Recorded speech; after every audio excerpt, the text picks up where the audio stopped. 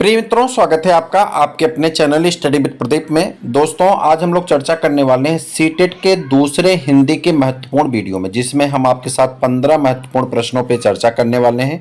ये वही प्रश्न है जो प्रश्न आपके एग्जाम में पूछे जा चुके हैं, यानी PYQ क्वेश्चंस हैं। और इसमें PYQ में हम लोग जो गद्यांश और पद्यांश लिए, एक गद्यांश है और एक पद्यांश है, जिसके माध्यम से हम उसके सभी प्रश्नों का विश्लेषण करना सीखेंगे। और इसी प्रकार के प्रश्न आपके एग्जाम में भी देखने को मिलते हैं। साथ में आपकी साइंस की भी क्लास चलाई जा रही, तो उसको भी आप जरूर देखा करें।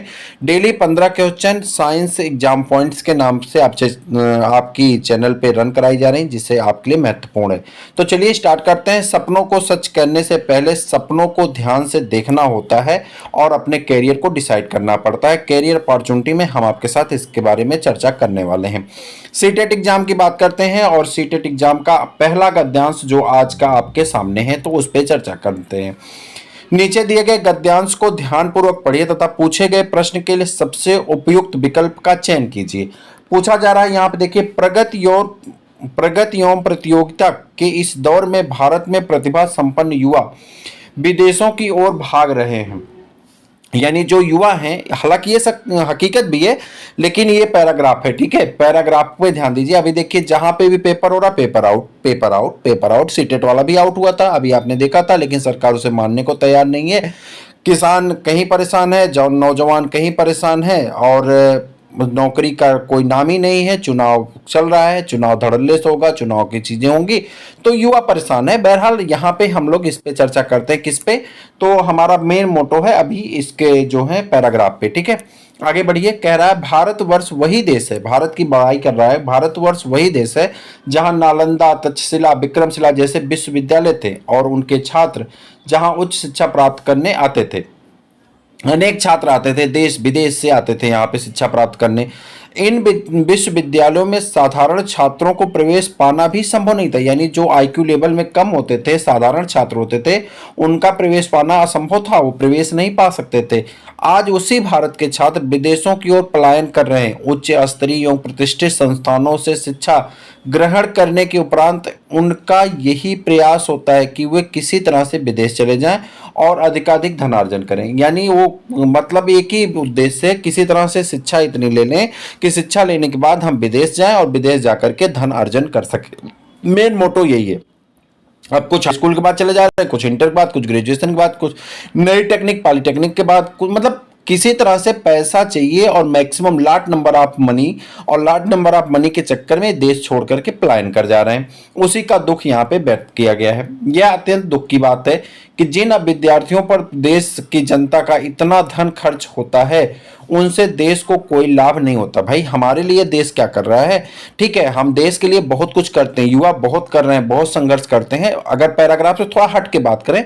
लेकिन आज सरकार जिस तरह से गेम खेलती है, पिछले 10 साल से बीजेपी शासित पूरे भारत में वैकेंसी कितनी हुई है, आप निष्पक्ष होकर के यहाँ पे बता दीजिएगा। अगर आपकी आंखों पे गंधारी आप नहीं बने, तो गंधारी बनने की आवश्यकता नहीं है। पहले सीटेट हटाओ, बीटेक हटाओ, ये करो वो करो, खाली परिवर्तन हो रहे हैं, और उस परिवर्तन से खूंटा बदलने से भैंस ज्यादा दूध नहीं देती है।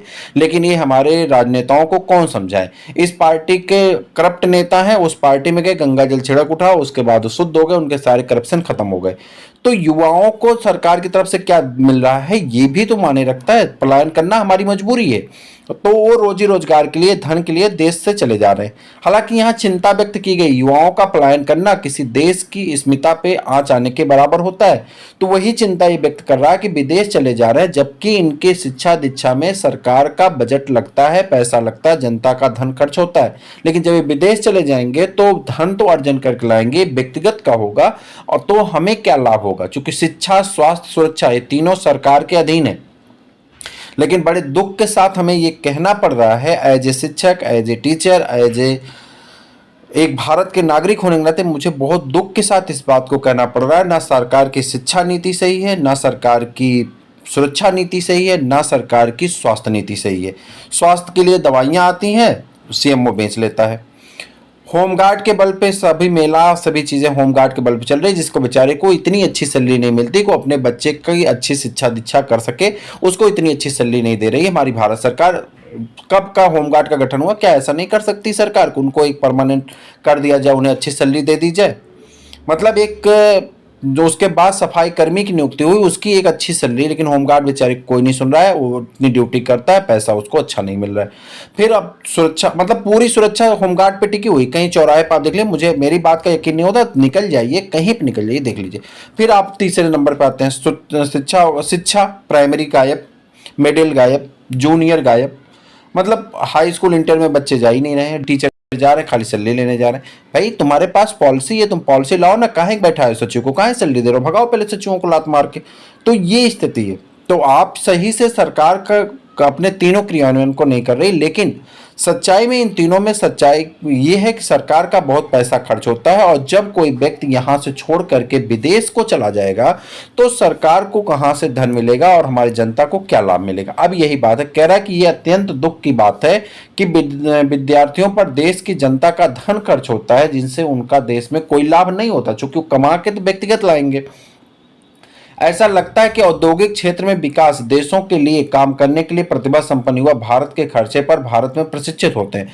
कह रहा है कि जो विदेशी कंपनियां हैं, विदेश की धरती है, वहां पे कार्य करने के लिए भारत सिर्फ प्रशिक्षण दे रहा है, प्रशिक्षण ही हो रहा है। सीटेट पात्रता परीक्षा, यूपीटेट पात्रता परीक्षा, बिहार टेट पात्रता परीक्षा, यस टेट पात्रता परीक्षा, ठीक है।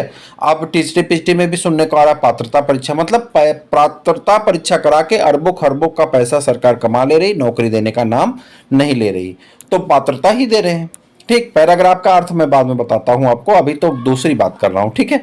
याद आता है कि वह समय जब अंग्रेजों ने भारतीय राजाओं को चुग्गा डालना, इसका भी काम आएगा आपको, शुरू किया था। प्रतिष्ठित राज्यों की रेजिडेंसी और यहाँ पे हड़प नीति वगैरह के बारे में बताया गया। कहने का अर्थ है कि भारत में जो शिक्षा का पलायन हो रहा है, जो युवाओं का पलायन हो रहा है, उसी की चिंता व्यक्त की गई है प्रगति और प्रतियोगिता के इस दौर में।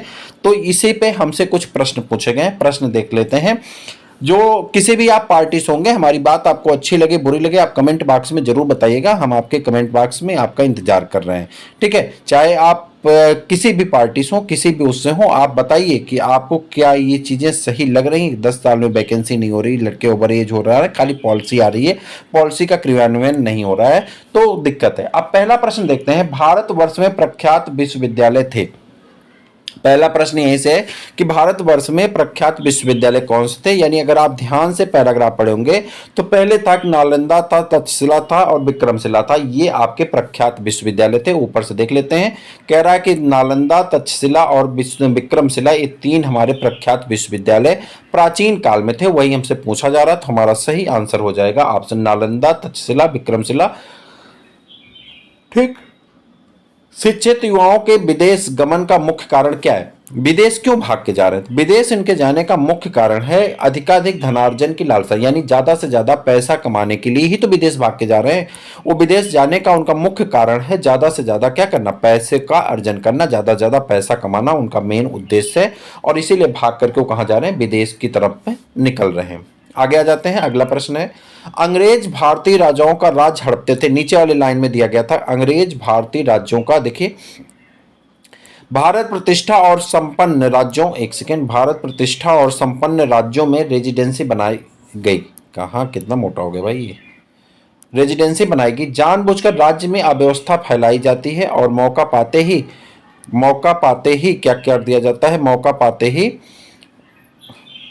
पाते ही शासन देखभाल करके राज्य हड़प लिया जाता था। अब देखिए, भारतीय राजाओं की सेना में भर्ती होकर के अनेक राज्यों की सीमाएं आयोजित करके, राज्यों की सुरक्षा के बहाने बदलाव करके, भारतीय राज्यों को धन का प्रलोभन दे करके। आंसर देख लीजिए क्या होगा। तो इसका अगर हम बात करें तो आपका आंसर तीसरे का गा हो जाएगा। तो तीसरा प्रश्न था हमारा, तीसरे का गा, राज्यों की सुरक्षा के बहाने अव्यवस्था फैला करके। देखिए यहाँ पे दिया गया है कि कह रहा है कि अंग्रेजी राज्यों में चुग्गा डालना, भारत के प्रतिष्ठित संपन्न राज्यों को रेजिडेंसी बनाई गई और रेजिडेंसी बना करके वहां से इंटर कर जाते हैं। मतलब इसको पैराग्राफ के हिसाब से आपको सोचना पड़ेगा। कह रहा प्रस्तुत गद्यांश, जो गद्यांश आपके सामने है, में प्रमुख समस्या क्या है? प्रमुख समस्या आपको बतानी है, विद्यार्थियों की अशिक्षा, अशिक्षा तो है नहीं, शिक्षा तो हमारे यहाँ मिल ही रही है। युवकों की मानसिक स्थिति, ठीक, विश्वविद्यालय का गिरता शैक्षिक स्तर, युवकों का विदेश पलायन। आखिरकार मेन समस्या क्या है? शिक्षित युवाओं का विदेश पलायन। तो मेन समस्या हमारी क्या है? शिक्षित युवाओं का विदेश पलायन। क्यों विदेश क्यों जा रहे हैं भाई? रोजी रोजगार के लिए जा रहे हैं, लेकिन विदेश जा रहे हैं। मानसिक स्थिति नहीं कह जा सकती अगर रोजगार, कह रहा औद्योगिक क्रांति के लिए, जैसे कि ऐसे लगता है कि भारत में प्रशिक्षित किया जाता है। पैराग्राफ में मैंने आपको बताया, तो भारत में प्रशिक्षित होने का मतलब है कि भारत में शिक्षा ले रहे हैं और भारत में अगर अच्छी जॉब मिलती तो भारत में करते, लेकिन जॉब ना मिलने के कारण पलायन कर जा रहे हैं। कहाँ चले जा रहे हैं? तो वो चले जा रहे हैं आपके कहाँ पे? विदेश। देखिए 4 का घा, मैं उत्तर इसलिए चेक कर ले रहा हूँ, हो सकता है भाई उसका अर्थ बदल जाए। पैराग्राफ में भी पहले का पढ़ा हूँ, ठीक है। आगे बढ़ते हैं। आगे आ जाएगा, भारत में प्रतिभा संपन्न युवा किस ओर भाग रहे हैं, कहाँ जा रहे हैं? तो ये अवनत की, देखिए स्वार्थ की ओर। स्वार्थ की ओर कोई नहीं भाग रहा भाई, पैसे के लिए चल रहे हैं। तो पैसा तो जरूरी, दैनिक दिनचर्या के लिए भी पैसा आवश्यक वस्तु है। तो पैसा इतना ज्यादा आवश्यक नहीं, लेकिन दैनिक जीवन के लिए आवश्यक है। तो ये तीनों ऑप्शन हमारे गलत है। विदेशों की ओर युवा क्या हो रहे हैं? अग्रसर हो रहे हैं। क्यों अग्रसर हो रहे हैं? चूंकि लालच, बस पैसा बस। चुग्गा डालना मुहावरा का अर्थ क्या है? भोजन देना हो नहीं सकता, लगान देना हो नहीं सकता, लगान देना, चुंगी देना। तो सही क्या होगा कि लालच देकर फंसाना। चुग्गा डालना का सही अर्थ क्या होगा? लालच देकर फंसाना। ठीक है, आंसर चेक कर लिया जाए तो 6 का आंसर हो जाएगा लालच देकर के फंसाना। तो आपका सही आंसर है लालच देकर के फंसाना। चुग्गा डालना मतलब लालच देकर के फंसाना, ये सही आंसर। आगे आते हैं, शब्द का शुद्ध रूप क्या है? तो शब्द का शुद्ध रूप होता है औद्योगिक। तो आपका बी वाला ऑप्शन आपका क्या है? सही है। वहां पे आपका ऐसा बुक में या देखेंगे तो ऐसे लिखा होगा औद्योगिक, तो ये भी आपका सही होता है। ठीक है, ये टाइपिंग में आपका इस तरह से लिखा गया, ऐसे भी लिख करके आपको दिया जाता है। ठीक है, प्रगत में उपसर्ग का मूल, उपसर्ग एवं मूल शब्द क्या है? यानी दोनों बताना, उपसर्ग भी बताना है, मूल शब्द। उपसर्ग क्या होता है? जो किसी शब्द के प्रथम में लग करके शब्द के अर्थ को बदल दे, उसे उपसर्ग कहते हैं। उपसर्ग क्या है? यहाँ पे प्रा उपसर्ग हो जाएगा और गति जो है आपका शब्द हो जाएगा। तो प्राधन गति आपका सही आंसर हो जाएगा, प्रगति। अधिकाधिक में कौन सा समास संधि है? अधिकाधिक में कौन सी संधि बताइए। देखिए दीर्घ संधि बड़ा हो जाता है, वृद्धि संधि। ठीक है, तो यहाँ पे आपका सही आंसर करो अधिक धन अधिक, अधिकाधिक, तो आपका दीर्घ संधि हो जाना चाहिए। ठीक है, गुण संधि में क्या होगा? एक मात्रा आता है, और यण संधि में एक यणच हो जाता है, वृद्धि संधि में जो है 2 मात्रा आती हैं। तो इसका आंसर देख लेते हैं। 9th का आंसर हो जाएगा कौन सी संधि? आपकी वृद्धि संधि, यानी वृद्धि हो जाएगी, कोई चीज क्या होगी? बड़ी हो जाएगी। और यहाँ पे दीर्घ संधि आपका सही आंसर हो जाता है। ठीक है, वृद्धि संधि में आव की मात्रा आती है, गुण संधि में एक की मात्रा आती है, यण संधि में एक यणच हो जाता है। नीचे दिए गए पद्यांश को ध्यानपूर्वक पढ़िए और पूछे गए प्रश्नों के लिए सबसे उपयुक्त विकल्प बताइए। जो सबसे उपयुक्त विकल्प हो उसी का चयन करना। जिंदगी जिसके लिए आनंद है वो हवाओं की तरह स्वच्छंद है।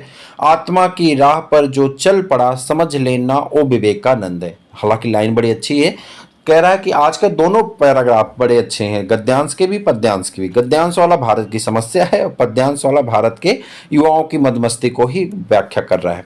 देखिए कह रहा है, जिंदगी सबके जिसके लिए आनंद है वो हवाओं की तरह स्वच्छंद है। आत्मा की राह पर जो चल पड़ा समझ लेना ओ विवेकानंद है। बद सका न ओ नगर या गांव में, बद सका न ओ नगर या गांव से, और रुका न धूप से न छांव से। दिग्भ्रमण का व्रत लिए जो चल पड़ा, मापता था दूरियां खुद पांव से। मस्त रहता था मतंगों की तरह, रूप उसका था अंगों की तरह। रूपसियों से उसे घेरा मगर, व्यर्थ मडराई पतंगों की तरह। बनगिर पर्वत कहाँ भटका नहीं, कौन सा था विष जिसे गटका नहीं। पर जिया तो सूर्य के आलोक सा, दीनता के साथ भी पास भी फटका नहीं। अब इसमें हमसे प्रश्न पूछ रहा है, इसके आधार पे हमसे पूछेगा प्रश्न। ठीक है, प्रश्न क्या है देखिए, हवा और विवेकानंद के स्वभाव में कैसी समानता है? तो दोनों कैसे हैं? मुक्त विचरण करने वाले, स्वच्छंद है। स्वच्छंद मतलब मुक्त विचरण करने वाले, इन्हें कोई रोकने वाला नहीं है। तो मुक्त विचरण यहाँ पे सही। कह रहा जिंदगी जिसके लिए आनंद है, जो जिंदगी का आनंद ले रहा है वो हवाओं की तरह स्वच्छंद है, यानी वो मुक्त विचरण कर रहा है। जैसे हवाएं मुक्त विचरण करती हैं माध्यम में, उसी प्रकार से मुक्त विचरण कर रहा है। इसे किसी प्रकार का कोई भय, कोई चिंता, कोई डर नहीं। विवेकानंद स्वभाव से कैसे थे? डरे हुए, कहीं चर्चा ही नहीं, उदंड है, कहीं चर्चा ही नहीं, असहनशील है, कहीं चर्चा नहीं, स्वच्छंद है, तो ये चर्चा है, तो स्वच्छंद सही आंसर है। अनंग की तरह विवेकानंद को किस विशेषता का पता चलता है? अनंग की तरह, अनंग क्या होता है? अनंग मतलब आप बताइएगा, पर्यायवाची अनंग का बताइए। अनंग की पर्यायवाची आप कमेंट करके बताइएगा। देखिए, तेजस्विता, सुंदरता, सज्जनता और वीरता, तो सही आंसर आपका 12 का हो जाएगा। देखिए यहाँ पे तो सुंदरता कह रहा, अनंग की तरह विवेकानंद का विशेषता बता रहा है, सुंदरता का विशेषता बता रहा है। ठीक है।